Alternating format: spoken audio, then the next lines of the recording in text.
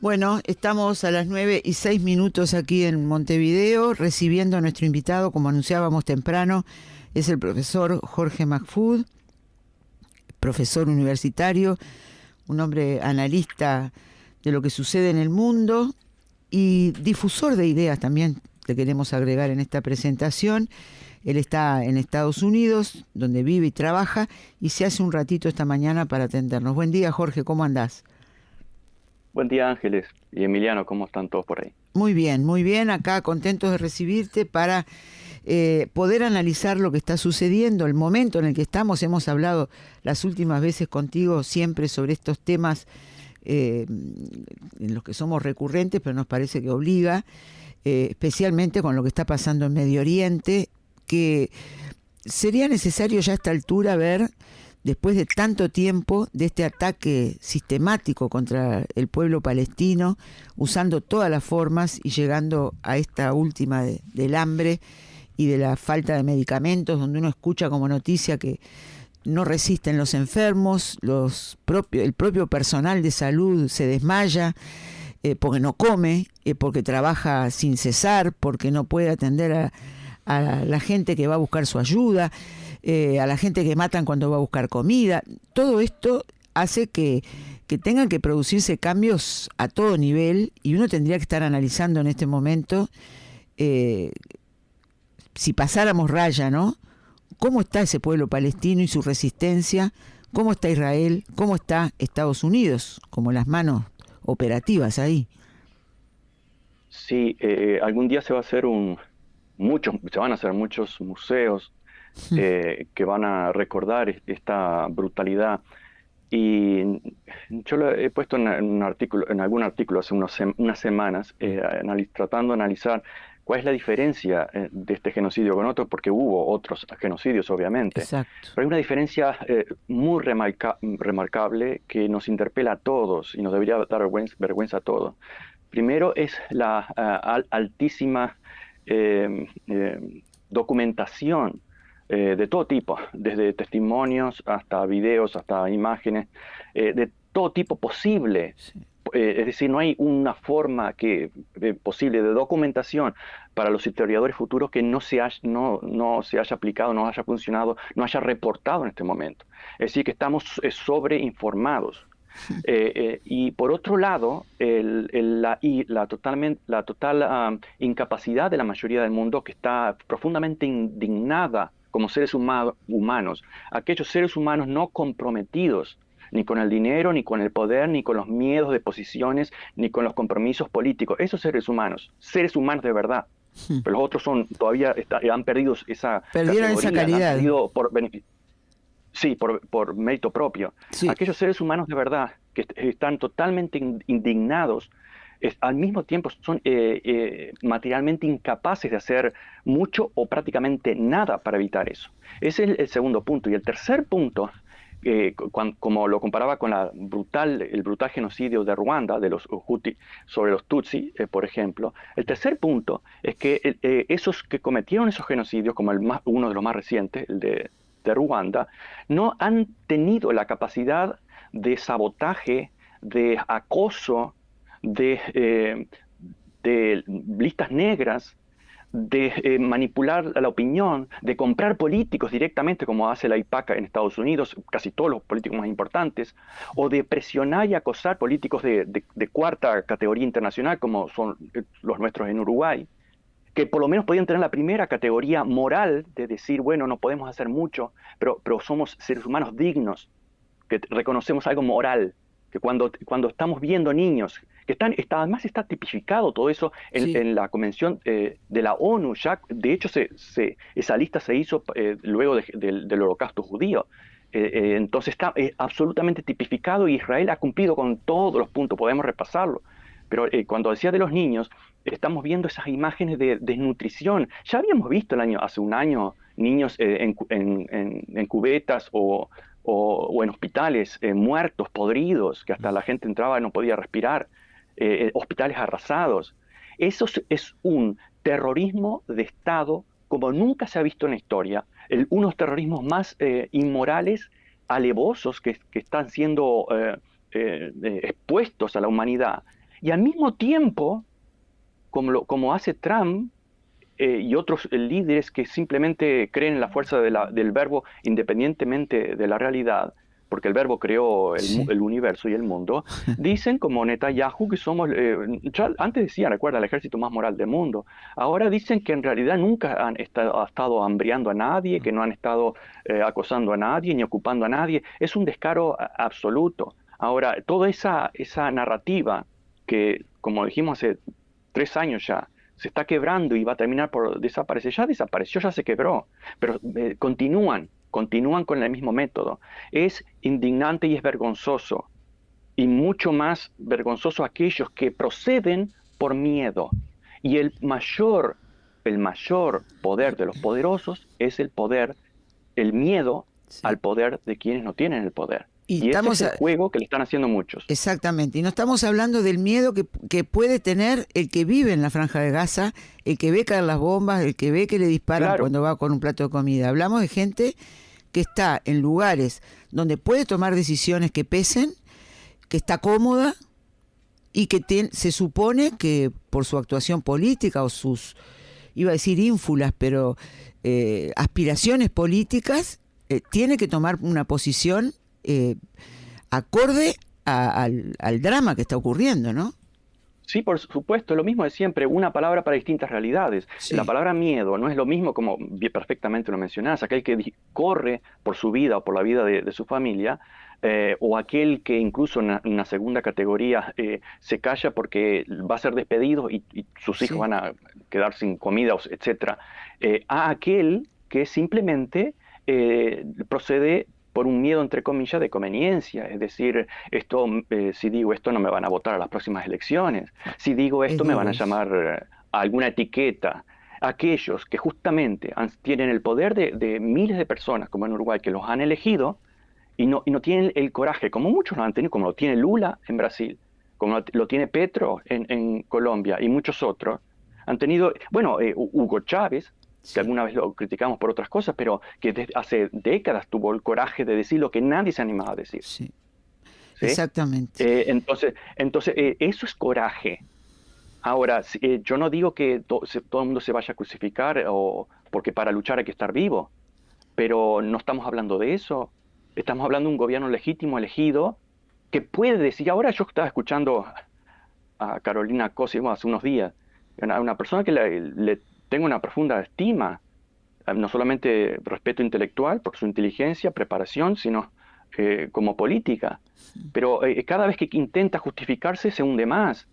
La última vez hizo un programa ahí en Montevideo y hablando de la Constitución, ya sabemos que el vicepresidente tiene determinadas responsabilidades, pero yo he estado repasando la Constitución varias veces, no encuentro ningún lado que diga que no puede expresar su opinión, y mucho menos cuando es una defensa moral, Claro. a menos que ella crea que está bien matar niños y decir que, si no quiere decir la palabra genocidio, puede hablar de crímenes de guerra, Ahora, puede hablar de... vos decís algo en una carta abierta que publicaste que se llama ¿A qué le tienen miedo? Vos decís que los que callan hoy por miedo o por conveniencia, mañana van a repetir que siempre estuvieron contra el genocidio, cuando ya no sirva para nada, salvo para sus intereses personales. Recién decías, alguien que calcula dice, pero si yo hago esto, en las próximas elecciones voy a tener menos votos, que se convierte en una práctica ya esto de calcular antes de tomar una posición, calcular para beneficios propios que nunca podrían ser válidos moralmente, se nos ocurre, ¿no? Si es para mí, solo para mí, porque a mí me conviene o a mi partido le conviene. Sí, precisamente la moral se define cuando aquello que defiendo porque me conviene también debe ser defendido al resto de la Claro. humanidad, de los otros. Ahora, lo que mencionas, yo he trabajado en Mozambique con alemanes, algunos alemanes, con europeos, y siempre he insistido en la misma pregunta, son los años 90 ya. Sí. También he estado recorrido Palestina, Israel en esos años. Podría contar muchas cosas, pero siempre he preguntado qué hacían tus abuelos en los años 30 o los 50, porque abuelos y padres. Sí. Y resulta que nadie había apoyado el nazismo. Lo mismo ocurre en Estados Unidos acá. La mayoría de los grandes, de la clase alta, gran mayoría de los millonarios y la gran mayoría de la clase alta y del resto de la clase media era pro-nazi, abiertamente. Y resulta que después de la guerra, cuando los nazis pierden la guerra mundial, ser racista pasó a ser políticamente incorrecto, pero antes era un orgullo, era lo obvio, como ahora está volviendo a ser obvio, que hay razas superiores. Entonces, siempre el acomodo, lo mismo pasa en Uruguay, y he hecho varias diferenciaciones. Está bien, hubo en Uruguay gente que por miedo, porque estaban o trabajaba para el Estado o la educación, yo conocí mucho. De hecho, mi padre y mi madre trabajaban en la UBUTU y conocí mucha gente que detestaban la dictadura y se callaban, tenían que Sí, ir a los actos patrióticos al lado, y sí. sacarse fotos al lado de los generales. Y mi madre es escultora, hacía Artigas, amaba Artigas. Y luego iban a sacarse fotos con los generales de la dictadura y se ve en la foto agachando la cabeza. Y tenía a su padre preso, torturado, su hermano también. Es decir, eso es incriticable. Dependía de un sueldo. Sus hijos, mi padre incluso tenía miedo que sus hijos también corrieran la misma suerte. Eso no es criticable. Lo que es criticable es que después cuando pasan las cosas, nadie dice, bueno, me equivoqué. No, eran todos antidictadura en los años 80, 90. Ahora están volviendo, todo vuelve y ahora algunos reivindican, como reivindican a Pinochet en Chile. Lo mismo pasa con los alemanes. Ahora lo reivindica cuando la tercera generación ya se olvidó del sufrimiento de la primera. Ah, pero siempre, primero, la cobardía para apoyar al poderoso. Cuando el poderoso cae en desgracia, porque es la historia la marca, así que va a caer en desgracia, Mm. aquellos que participaron de alguna forma pasan a ser, yo no sabía nada, estoy en contra de eso, qué horrible, qué mal, ¿no? ¿Para qué? Para un beneficio personal otra vez, ya sea político, personal o moral. Entonces, el coraje, señores, hay que demostrarlo cuando las papas queman. El coraje no se demuestra cuando se está en un estado de confort, sino cuando uno tiene algo para perder. Y acá tenemos mucho para perder. Ya a mí ya me lo dijeron muchas veces. Y no estoy hablando de premios comprados, como podía hablar muchas veces. Estoy hablando directamente del trabajo y la sobrevivencia existencial. Entonces, ahí se prueba el coraje. Y no estamos hablando de una diferencia política, todos tenemos diferencias políticas. Yo tengo amigos conservadores, liberales, comunistas, lo que sea, pero no nazis. No, Claro. no es una diferencia política, esto es una diferencia moral. Jorge, buen día. ¿Y no habrá que quitarle atención a esto? Porque a veces aparece ese argumento, ¿no? Que bueno, esto está pasando muy lejos, allá, a cientos de miles de kilómetros. ¿Qué importancia tiene? Centrémonos en lo que pasa a nivel local. Eso, digo, este argumento está en Uruguay, pero también en todos los países. Por eso te lo pregunto a vos, incluso con una mirada No, internacional. sí, ¿Cuál es, en este momento de la historia, digamos, ¿no? ¿Cuál es la importancia, digamos, de este tema y de que los actores, digamos, de la política interna de los distintos países también tengan una postura digna, digamos, sobre lo que está pasando en Medio Oriente, particularmente en Palestina? es uno de los otros elementos de la cobardía. Se parece a la argumentación que explicaba Sigmund Freud. El vecino le presta un jarrón y el jarrón aparece, se lo devuelve roto, y el vecino dice, primer punto, usted nunca me lo prestó. Segundo punto, yo no lo rompí, lo tenía pero no lo rompí, etcétera. Es decir, mentir es caro. Cuando uno dice la verdad, es mucho más fácil. Desde el punto de vista dialéctico, desde el punto de vista lógico, es más difícil desde el punto de vista moral. Sí he escuchado, no directamente, pero sí en la acción, eso que estás mencionando, cuando hay una conferencia de prensa o una reunión, hay muchos periodistas, es un alivio que algún periodista vaya a temas más cómodos, como, bueno, la pobreza infantil, o algo así como decir, en el caso político, como dijo Coase, yo estoy a favor siempre voy a estar a favor de la paz, pero todos estamos a favor de la paz. Hasta Hitler estaba a favor de la paz, Mm. y lo propusieron para el Premio Nobel de la Paz en 1933 y otros años consistentemente. De eso no tiene ningún valor. Hay que ser concreta, hay que ser más preciso. Entonces, cuando se habla, bueno, vamos a hablar de la pobreza infantil, claro, todos estamos, ¿Quién va a hablar a favor? conservadores y Sí, progresistas, claro. todos estamos a favor de combatir la pobreza infantil. Entonces, es un tema cómodo. Es difícil de resolver, está bien, sí, es más difícil, pero no, lo hacemos difícil también, pero ya hablaríamos en otro punto, como los impuestos el 1% al uno más rico. Pero es otro tema, pero es más cómodo discutir eso antes de discutir. Pero la pregunta, por otro lado, es ¿por qué es más cómodo? Y ahí vuelvo al título del último artículo. ¿A qué le tienen miedo? Ahí va. Porque si algo es tan incómodo es porque hay algún miedo ahí superior, casi de Dios, Sí. desde como que creó el universo y se dedicó a decirle a un solo pueblo, elimina, asesina a todos los demás, esa fantasía psicópata, Sí.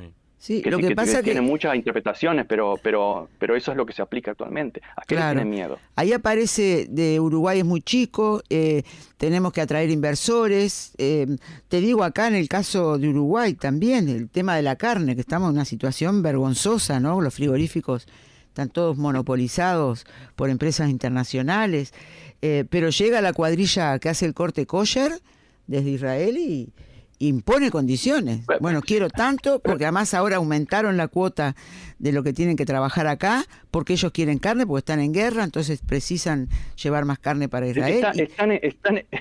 No están en ninguna guerra, Claro están en que una no. acción genocida. Ahora, lo que estás mencionando, es decir, agregamos a la lista otro punto de vergüenza moral. Sí, Petro acaba de decir que no se exporta más carbón a carbón. Israel. Sí, Entonces, ¿eso no es un peso económico? Claro que hay muchos pesos económicos. Pero a mí díganme que me van a poner un impuesto, me van a multiplicar los impuestos, pero se va a solucionar o por lo menos a aliviar la catástrofe en Gaza o en otros lugares. Y yo, ¿qué argumentos tengo para decir que no? está claro. Al menos que mi hijo se te murió de hambre, claro. Primero tengo que pensar en la subsistencia de mi hijo y de mi familia. Pero más allá de eso, no me digan que Uruguay se va a morir de hambre porque no le vendan carne a Está Israel. claro, está claro. Otro punto, la misma ministra Sandra Lasso Sí, dijo que le iban a comprar armas a Israel. ¿Cuál es el argumento? El argumento es que de la efectividad, ¿recuerdan el que tenga argumento? mejores precios y Incluso, calidad, dijo la ministra. sí, ¿recuerdan la película El hijo de la novia? Que el padre, Darín decía, porque yo estoy luchando por un mundo más eficiente, como tú siempre luchaste, le decía al padre. Y el padre decía, pero yo nunca luché por un mundo más eficiente. Es decir, se Sí, crean narrativas sí, y que coinciden con el dogma ideológico en el momento, la más eficiencia. Ahora resulta que una integrante del MPP, de un grupo que con un pasado marxista, guerrillero, supuestamente de lucha, o por lo menos en teoría no neoliberal, sale con esos argumentos no solamente neoliberal, no solamente materialista, encima para justificar una inmoralidad. Es decir, que por todos lados que lo vea es una vergüenza. Yo no sé cómo a esta gente se le está cayendo la cara de vergüenza. Y estoy sí. hablando de un partido, el Frente Amplio, que muchos apoyamos aquí en Estados Unidos y en los comités de Nueva Jersey, de Francia, de internacionales, siempre nos insistían antes de la elección, hay que poner más dinero porque si no la gente no va a votar, hay que poner más dinero para que gane el Frente Amplio. Sí, bueno, y yo le insistía, está bien, estamos poniendo dinero como miembros del comité, etcétera. Pero no nos podemos reducir a eso, que ni siquiera tenemos derecho a voto en el exterior.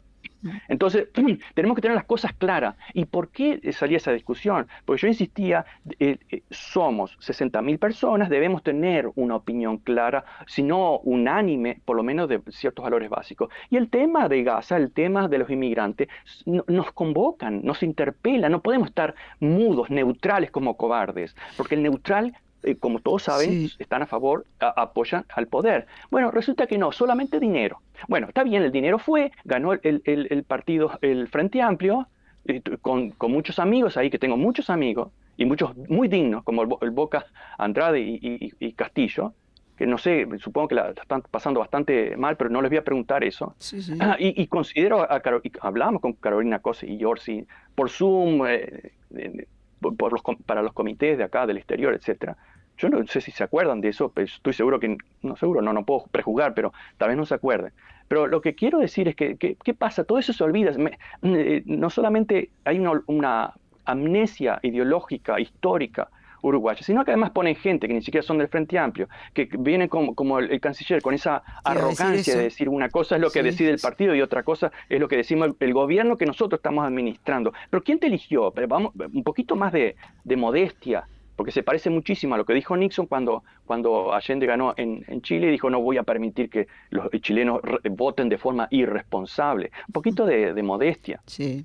Ahora, serán elegidos, pero no fueron electos. Estas cosas que son gravísimas que vos estás diciendo, a la vez van como estableciendo ideas que van quedando para todo, ¿no? Para todo, para enfrentar todos los temas.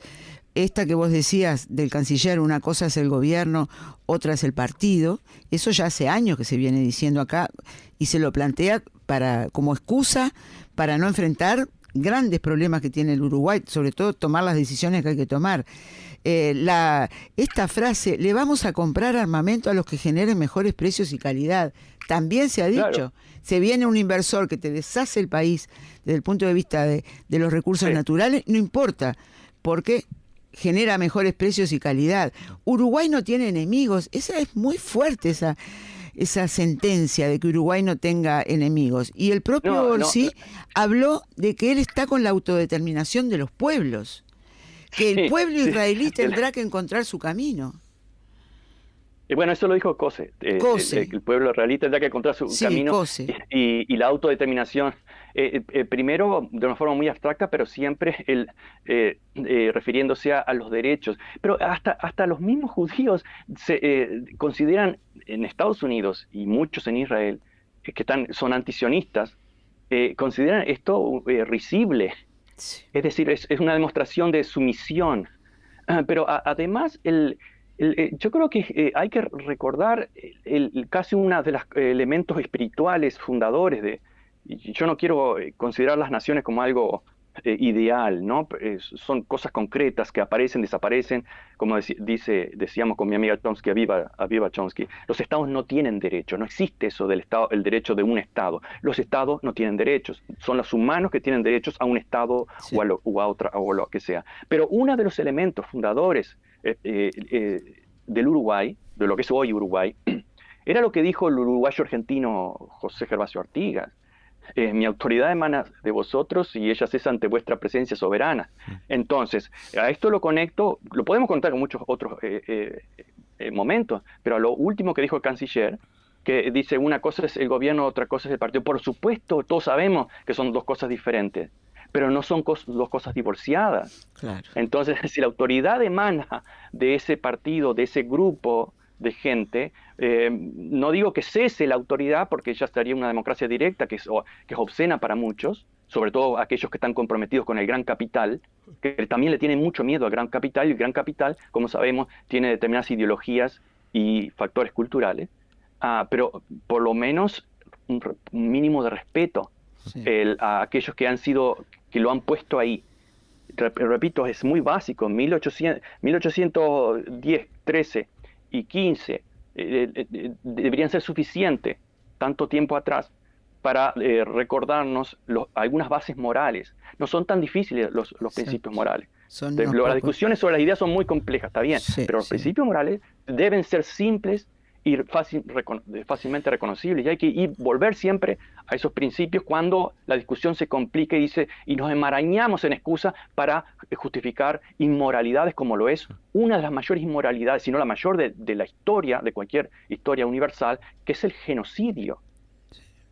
Y todos tenemos una larga lista de vergüenzas. Yo tengo 14 puntos de terrorismo de Estado de Israel, que luego llama terroristas a aquellos que se defienden contra todos esos puntos. Tengo 14.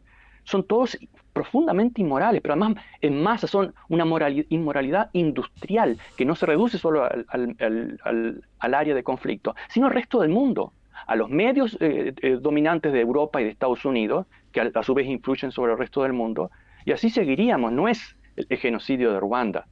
Es una profunda manipulación de imponer una inmoralidad, la peor de que se puede imaginar en la historia, el genocidio, venderlo como algo, como un derecho, el derecho a matar, el derecho a masacrar, el derecho a eliminar, el derecho a imponer miedo Y además un miedo que se multiplica por 1000 por los cobardes. Sí. Porque si no fuera por esa cobardía, ese miedo existiría por razones concretas, pero no por razones autoinfligidas, como es el caso más conocido. Bien.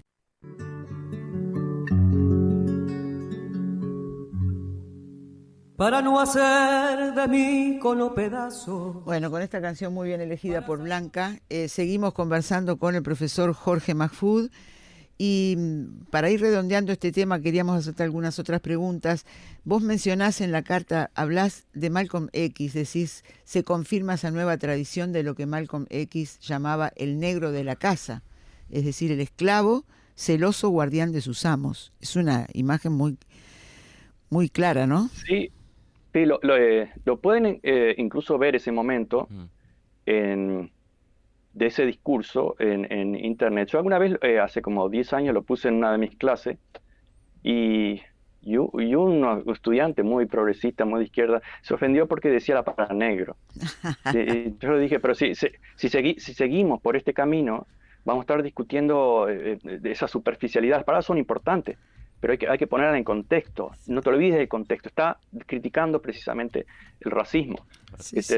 diferenciando lo que en otro lenguaje decíamos cipayo, recuerdan, ahora está más de moda, pero es decir, el indio de India, que para mantener ciertos privilegios se volvía el más celoso guardián del imperio británico contra su propio pueblo, es decir, lo que Frank Fanon lo describió muy bien en su libro del 55, 58, creo.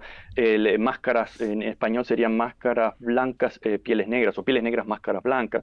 Está escrito en francés muy bien, hermoso libro, igual que otros. Y otros, incluso a principios del siglo XX,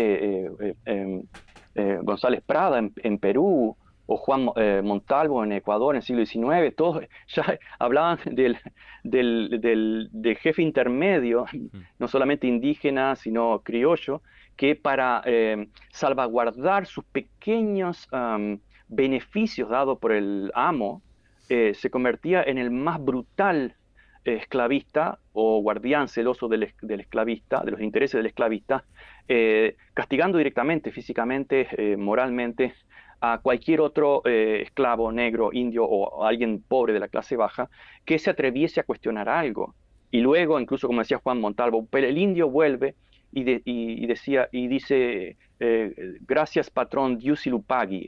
Obviamente que con las vocales eh, peruanas, pero en Ecuador, Claro, sí, sí. Dios se lo pague, es decir, el indio vuelve y agradece el castigo. Pero también, bueno, no iríamos muy lejos, pero también Hernán Cortés también decía lo mismo: entramos, matamos, cortamos las manos 50, quemamos las casas, salían los niños, y los indígenas decían, disculpen, nosotros no entendimos, la culpa es nuestra. Es decir, el castigo, la brutalidad colonialista, esclavista, es de la víctima, como alguien que es violado y se siente culpable por la violación. Es un patrón psicológico muy profundo que tiene distintas traducciones culturales, y esa es una de las traducciones que vemos de una forma muy sutil. Decimos sutil cuando no se ve claramente porque está dentro de nuestra cultura y lo entendemos como algo predecible, esperable, normal, pero es el mismo patrón. Es lo que decía, para volver al principio de lo que mencionabas, Malcolm X. Y él decía, yo soy un negro del campo. Claro. Es decir, yo soy un negro de aquel que no tiene nada que perder y que no me van a correr aquellos negros de la casa Sí. o en otro idioma cipayos. Él dice en un momento, igual que el amo de aquellos tiempos usaba a Tom, al negro doméstico, para mantener a raya a los negros del campo, el mismo viejo amo tiene hoy a negros que son más que tíos Tom modernos. Tíos Tom Exacto. del siglo XX, decía él, para mantenernos a raya, a ti y a mí, para mantenernos controlados, mantenernos pasivos, pacíficos, no violentos. Una descripción muy, muy nítida, Sí, ¿no? y se ve muy claramente. Fíjense, por ejemplo, la mayoría de los no elegidos, pero elegidos pero no electos, que están en el gobierno de Trump, muchos son descendientes o nacidos en India, o son descendientes de hindúes. Y no estoy hablando de la población india, estoy hablando de la casta más rica, que generalmente ocupa las mejores becas en Estados Unidos, en esas universidades, son ricos y fueron elegidos tanto para el FBI, desde Gabbard, desde la misma Kamala Harris. Es decir, todos tienen cierta conexión en ese aspecto. Bueno, en Inglaterra también, los mayors, etcétera. Sí. En el caso de Estados Unidos hay muchos candidatos, incluso a gobernador.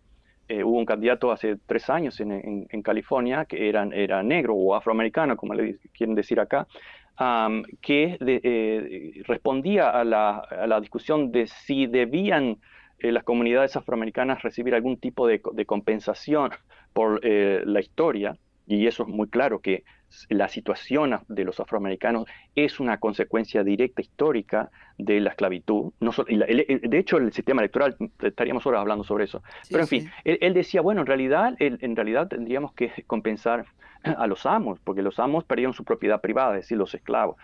Nos guste o no, era legal en esa época, por lo tanto hay que respetarlo.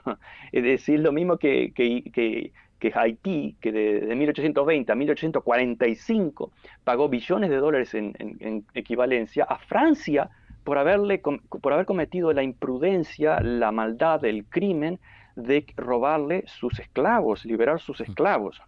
Y esto hasta la Segunda Guerra Mundial. Es decir, es una larga tradición y muchas veces apoyado por el cipayo, por el negro de la casa, que por ejemplo en Estados Unidos muchos son latinos. Bien. Aquellos que cruzan la frontera y cierran la puerta y dicen que hay demasiados latinos o hispanos acá y son todos peruanos o mexicanos o uruguayos, lo que sea, son lo que acá llamarían latinos. Son lo que describía Malcolm X, González Prada en Perú, Juan Montalvo en Ecuador, y así seguiríamos. Bien. Bueno, Jorge, por supuesto que este tema y todo lo que tiene que ver con la cuestión que vos pones sobre la mesa, la cuestión moral en torno a esto, es algo que debe seguir interpelándonos, pero en estos minutos finales también queríamos poner sobre la mesa que no está, o sea, que por supuesto también tiene su relación con esto, como todo en el panorama internacional. ¿Qué está pasando actualmente en Estados Unidos con la situación, digamos, a nivel de política interna? Cómo viene evolucionando la gestión de Trump y también hacia afuera con las advertencias que ha venido haciendo Trump, estas amenazas que tiene valiéndose de la política arancelaria. Se acerca una fecha que es el día de mañana, en la que sería una fecha límite en torno a eso, pero han habido también algunos anuncios en las últimas horas. No sé qué análisis podés hacer vos de todos estos elementos que están también sobre la mesa en este mundo del día de hoy. Sí, en un mundo globalizado, la política es hija de la geopolítica. Sí, Y ese tema, como está conectado, por ejemplo, con Medio Oriente, sí, ya lo sí, dijimos años atrás, Israel y Estados Unidos están quemando todas las naves porque se ven venir, ya hay un terremoto geopolítico, pero se ven venir que están perdiendo fuerza militar, económica, sobre todo económica, todavía tienen la militar. Entonces hay que quemar todas las naves ahora, o es ahora o nunca, así que recemos Gaza, Palestina, lo que sea, lo más que podamos para aprovechar nuestra ventaja. Lo mismo está haciendo Trump con respecto al dólar, que está perdiendo valor. Este año perdió creo que un 10%, está perdiendo valor. A largo plazo cualquiera con mínimo de imaginación se va a dar cuenta que va a seguir perdiendo valor. Y es ahora o nunca, lo dijo Marco Rubio, sin el dólar no podemos presionar a nadie, etcétera, lo dijo públicamente años atrás. Entonces es ahora o nunca, y esa ahora o nunca se encarnó en alguien, en un fanático. Un fanático que a esta altura se está volviendo un Biden, es decir, alguien totalmente despegado de cualquier punto de la realidad.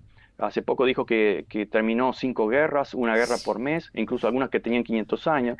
Es decir, es el discurso religioso en el cual créanme, no importa la evidencia. Si la evidencia dice lo contrario, mejor para el valor de la fe, porque que más valioso que un creyente que cree en algo que es imposible. Esa es la posición. Ahora, hay algunos puntos muy problemáticos, aparte del económico, el económico a mediano y largo plazo, que sigue siendo, primero, de que Trump no ha arreglado nada desde el punto de vista de la economía doméstica de la población. La inflación a nivel de los trabajadores o a nivel de clase media se ha disparado. Basta ir a cualquier supermercado. El, no es un 4 o 5% como dice el promedio, obviamente que es mucho más en cualquier producto. Pero además de no haber arreglado nada, además de quitarle los beneficios médicos a muchos, como conozco gente que dependía prácticamente de eso y ahora está muy nerviosa, muchos votantes de Trump. Además de eso, se encuentra con el tema de Epstein, que es una piedra muy grande en el zapato. Acusaciones contra él, ¿no? Sí, sí, claro, contra él. Y eso sí que es escrúpulo, como decía. La etimología escrúpulo es la piedra en el zapato. Sí. De que el que no tiene escrúpulo no se detiene ante los problemas, las incomodidades. Claro. Bueno, eso sí que es un gran escrúpulo, es una gran piedra en el zapato y que está tocando a muchos de su apoyo duro. Incluso Tucker Carlson, que era un periodista profundamente conservador de derecha, en este momento hasta parece de izquierda, por lo menos más de izquierda que los demócratas, en muchos aspectos, en el tema de Israel como en el tema de Epstein y otros más. Ya hicimos un programa sobre esto en otro canal, pero sin duda que es algo que de las poquísimas cosas que no le pueden perdonar muchos de los MAGA. ¿Por qué? Porque han estado años repitiendo ese tema y acusando a otros y resulta que el problema lo tenían dentro de la casa. Es muy difícil negarlo. Entonces, por ahí puede ser que si las cosas económicas, la economía, tienen un quiebre importante, no se prevé a corto plazo, pero podría ser a largo plazo, ahí aparecen los temas morales, ahí aparecen las cuentas morales. Es decir, abusa de mí todo lo que quieras mientras me pases dinero. Cuando deje de pasarme, voy a recordar que eras un abusivo. Ese es el patrón psicológico e incluso social que podemos ver en muchos países. Los grandes líderes caen en desgracia cuando no les va bien la economía. No importa, si les va bien, no importa el aspecto moral. Y cuando decimos moral, cuidado, está de más aclarar. Nadie nos creemos la flor y la nata de la moralidad. Simplemente decir, discutamos esto que es algo realmente moral y sensible. Sí. Y en este caso va a tocar el tema político y geopolítico en los años que vienen. Hay un mensaje que manda Ángela Pereira desde 33 que te saluda y dice: un saludo al profesor Jorge Mahfoud. ¿Está en curso la Tercera Guerra Mundial? ¿Qué futuro le espera a América Latina en este contexto? Y agradece. Otro oyente, Luis de Sayago, saluda y dice: para comentar con el entrevistado, a veces pienso que los sudamericanos tenemos una mezcla de temor y prejuicio con respecto a tener riqueza. Me refiero a quienes componemos la subalternidad, ya sea por educación religiosa o por el temor a las conquistas, como que tener riqueza es sinónimo de dominación, matanzas, más pobreza. No sé si se entiende, y agradece Luis de Sayago. Sí, depende a qué se refiere. Si se refiere al que tiene la riqueza en el centro financiero, sí, es sinónimo de matanza, de dominación, de mentira y de manipulación. Si se refiere a la riqueza natural que tienen aquellos pueblos pobres, es estrictamente lo contrario, es sinónimo de opresión. Eso lo vemos en la historia latinoamericana, en la historia africana y asiática. Otra vez, la misma palabra, dos realidades opuestas, ¿verdad? Con respecto a la Tercera Guerra Mundial, también escribí un artículo titulado La Tercera Guerra Mundial sobre el escritorio. Hace rato que está en el escritorio, sí. y casi todo lo que se está haciendo previendo esa guerra mundial, que es totalmente inoculada, porque supuestamente sería contra China, un país que sí ha manejado por un lado el no intervencionismo, lo cual felicitamos, por otro lado la indiferencia, lo cual criticamos, pero en fin, lo que podemos decir objetivamente es que todo su desarrollo ha sido jugando el juego bueno o malo del mercado mundial, pero no ha impuesto, como la tradición de los imperios noroccidentales, Europa y Estados Unidos, sobre todo los anglosajones, no lo ha hecho imponiendo por fuerza de las armas, destruyendo otras grandes economías como en el siglo XVI y XVII, imponiendo golpes de Estado como en África y América Latina para mantener a su élite dominante rica, financiera y económicamente, que era la gran cipaya defensora de los intereses internacionales. Recuerdan los ejércitos nacionales para reprimir a los Sí. pueblos, los ejércitos internacionales como el Estados Unidos para poner el orden mundial o la Pax Americana. Todo eso está temblando y eso es la Tercera Guerra Mundial. De hecho, ya estamos dentro de esa Tercera Guerra Mundial. Lo que pasa es que si esperamos algo parecido a la Primera o a la Segunda, bueno, también podríamos ir a la Guerra de los 7 años de 1753-64, que eso fue la Primera Guerra Mundial, pero, Sí. pero fue en otros términos. Claro. Es decir, no podemos esperar que se repitan los mismos modelos. Ya estamos dentro en el ciberespacio, en la economía, y el último paso es el bélico. Ya tuvimos un adelanto con el conflicto de Irán, Israel y Estados Unidos. Creo que ya hablamos sobre eso. Pero eso es un adelanto, pero estamos en esa guerra mundial y el traspaso de poder de Occidente a Oriente es, como lo dijo Tucídides, o es violento o hay un chispazo de sensatez y pasa a ser negociado. Pero ¿qué pasa? Está justamente en la todavía primera potencia mundial militar y económica, tenemos una ideología y un presidente de que es precisamente lo contrario. Sí. Negociación significa presionar, imponer a fuerza de pistola y de cañón, como siempre se hizo con los indios y todos los demás. Ese es el concepto de negociación.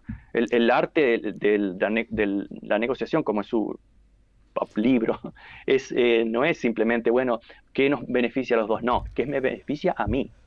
Y bueno, eso es una receta para una guerra bélica directamente. Ahora, pero Trump no va a durar mucho. De hecho, ya tiene algunos problemas. Eso vimos, ¿no? ¿Es real eso? ¿Que tiene problemas físicos? Bueno, no son graves, pero por ejemplo, de circulación de piernas, etcétera, ya los médicos lo han explicado, se ven en la fotografía. Tiene sí problemas físicos. Además, una persona que vive a Coca-Cola y hamburguesa, Por favor. con todos los mejores médicos del mundo, pero Sí. vive a eso, tiene 80 años, es mayor, pero para el estándar de hoy no es tan mayor. Y sí tiene, pero además se ve en su habilidad intelectual, es bastante reducida. Y además es una caricatura de lo que era siempre. Esto es hermoso, hermoso, grande y bonito, y repite y repite. Es un síntoma de Sí. una debilidad intelectual clara. Y a su edad no se puede esperar una mejoría, sino todo lo contrario, como le ocurrió a Biden. Un oyente, acá tenemos que ir terminando, pero un oyente pregunta de qué carta estamos hablando. Cuando hablábamos contigo le decimos que es una carta abierta a qué le tienen miedo, que publicó nuestro entrevistado de hoy, que está dirigida al presidente de Uruguay, a la vicepresidenta, al canciller, a la ministra de Defensa, y el último destinatario es señoras y señores de la Embajada de Dios, que parece muy interesante eso, puesto allí como destinatario de la carta también. Sí, pero es lo que se cree en muchos. Sí. Y lo han dicho explícitamente. Recuerdan que el 60%, por ejemplo, de los habitantes, de los ciudadanos de Israel, hay un 20% árabe, pero según la Constitución, un Estado judío, el 60% no es religioso, o es agnóstico, ateo o no religioso, pero sí cree en que Dios le dio la tierra. Es decir, es un fanatismo secular. Sí. Es decir, siempre la recurrencia a Dios, que todo se justifica por Dios. Y después, claro, es muy, muy útil porque aparecen las iglesias evangélicas. De hecho, el sionismo lo inventan los evangélicos en Inglaterra, no los judíos. Los judíos estaban en contra de eso. Repitiendo lo mismo, es decir, cualquier cosa que haga Israel, incluso Ted Cruz, ¿recuerdan la entrevista con Carlson? Dice la Biblia que hay que apoyar a Israel, yo apoyo a Israel, pero otra vez, una palabra, dos realidades totalmente no tienen nada que ver. Sí, sí. Algo que ocurrió hace 3000 años es lo mismo que algo que está ocurriendo, es carta libre, es decir, hagan lo que quieran. Sí, Entonces, por eso la exactamente. ironía, y no tan ironía de señores de la Embajada de Dios. Bueno, te saluda Jorge, dice, es de Florida, Jorge no, Javier, y dice Javier, a Jorge lo escucho colaborando con compañeros colombianos en YouTube. Un gran abrazo. La audiencia de la 36 lo tenemos en alta estima. Esto dice Javier de Florida. No nos da el tiempo ahora. Después vamos a pasar audios que mandó Rina, Nelson Martínez, que son también del interior. Una es del Santoral, en Canelones. La otra es de la costa, casi Maldonado. Así que todas han sido contactos del interior lo que te llegaron. Te agradecemos muchísimo por este pasaje por la 36. Bueno, muchas gracias Ángeles y Emiliano y toda la gente de la audiencia, que todo sea para mejor. Hasta la próxima. Abrazo grande. Chao, chao. Chao, chao. Para darme un rinconcito en sus altares, me vienen a convidar a arrepentirme, me vienen a convidar a que no pierda